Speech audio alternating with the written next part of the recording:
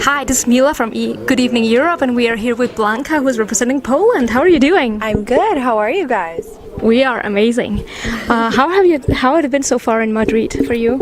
It's been amazing. You know, the fans are incredible. Yeah. They're really special. So they're making me feel very welcome. That's been amazing, really. I can't wait to perform tonight. We were excited to see you perform. Yeah. So I know that Solo was already released back in September and was quite a hit when you were announced in the Polish national final.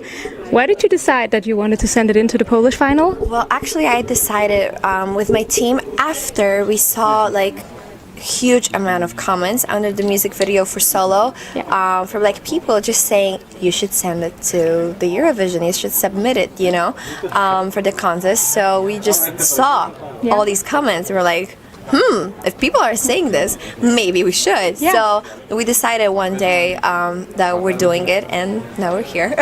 Amazing. And you're one of the co-writers on Solo. I am. How was the creation of that song? How did it happen? Honestly, it was super fast. So we wrote the song in like 30, 40, maybe an hour. Wow. That was really fast. We wrote it on a Zoom call. One girl was in Finland, the other one was in Sweden, and I was in Warsaw in Poland. And we just hopped on a call and just wrote the song. That was real fast. On a Zoom call, I haven't heard that before. That's very impressive. And you also made a music video for the song, which seems very tropical. Yeah, that was also fast. Yeah, how did you come up with the concept for, or who did? Honestly, there was no concept. I'm gonna tell you the story. So it was like that.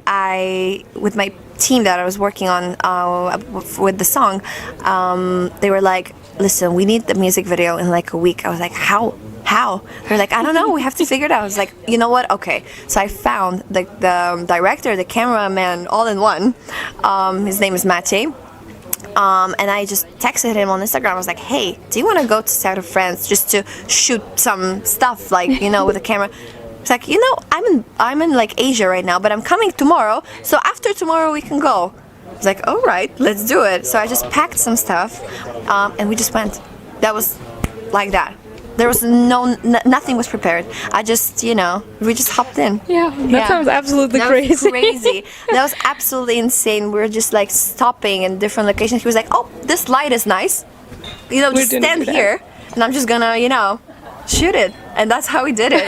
It was insane. Oh wow. Yeah. You couldn't tell that it was rushed. It looked amazing. That's good. I also heard that you said that none of your parents are have musical backgrounds. So how did you get into music? I have no idea, but actually my mom used to play music whenever like we woke up, you know, at home. The first thing she did, she would put on MTV or like Trace TV. I remember Trace TV, a French music station, like music TV.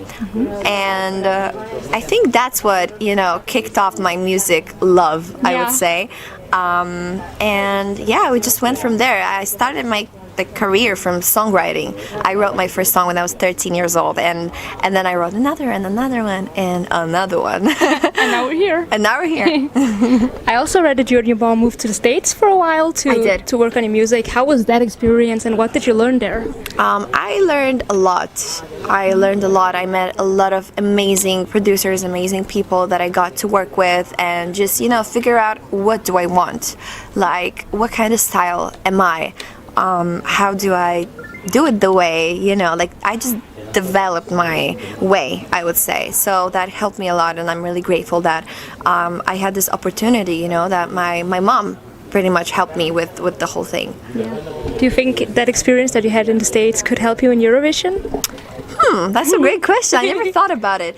I think overall, you know, it taught me a lot, and also moving there, you know, when I was 14, 15 years old,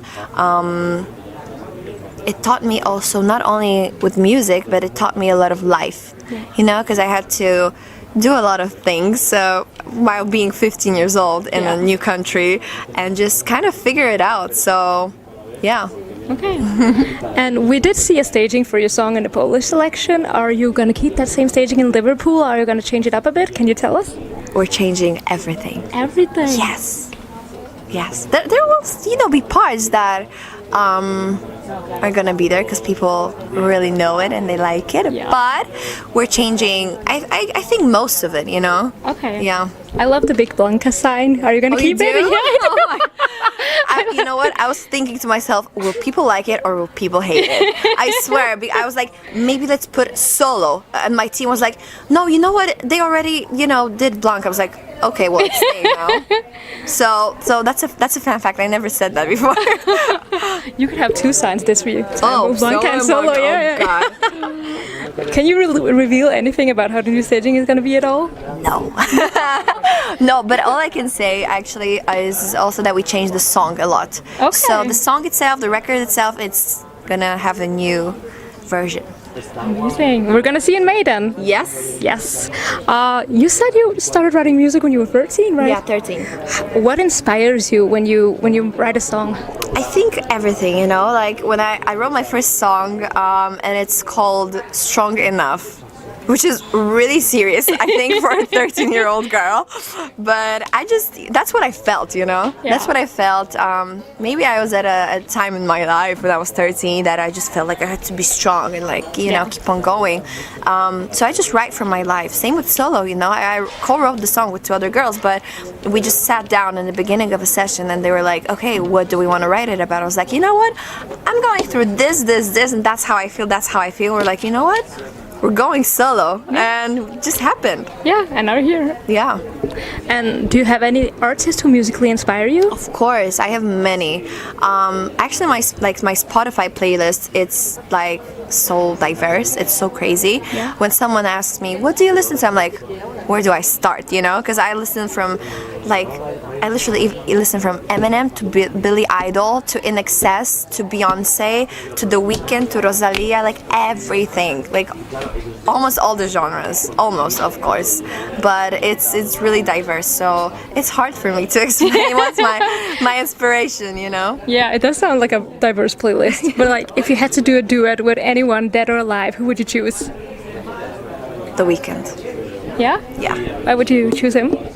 I love him. Yeah? I'm dead in love with him. I mean, his music, that's what I mean. Yeah. The lyrics, the way he writes, the videos, the whole concept. I love his, how he puts, for example, his album and his performances into a plot, like a story. Yeah. It feels like a movie you're watching, you Yeah. know? And he's controlling all the parts. I just love him. So The Weeknd, if you ever watch this, Make it happen. Well, who knows? Maybe you watch Eurovision.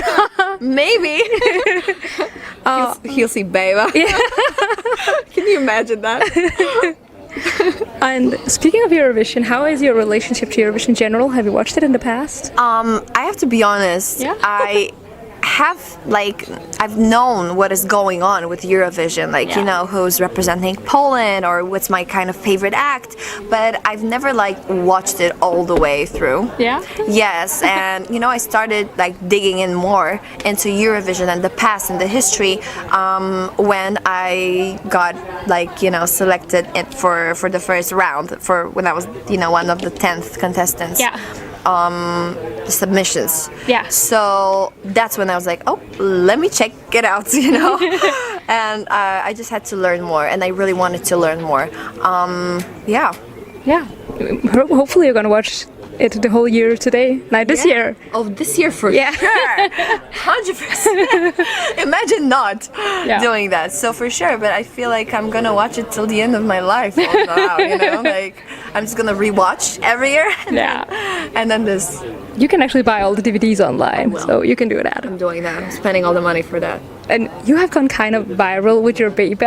It's kind of crazy. Oh, it's getting to me now, It's getting to me now. I realized, Yeah. I was like, damn, people just say babe all the time. I'm hearing people like babe. Okay.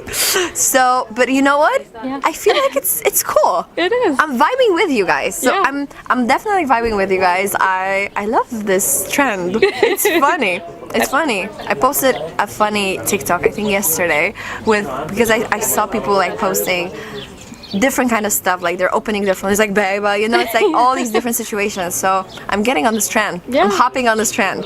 I also saw you did an Instagram post with Beba, from Beba with Love or something. Oh yeah, I did. That was like an hour ago. You're up to date. Oh God, yeah. I do follow you. Good, thanks. Yeah. I just want to ask, in the end, do you have anything you want to say to your fans and to the readers of Good Evening Europe? Of course. I just wanted to say thank you guys all for watching this. Thank you for being here. Thank you for all the love I'm getting from you. And I hope to see you soon in Liverpool. And I really hope you will like my Beba in Liverpool.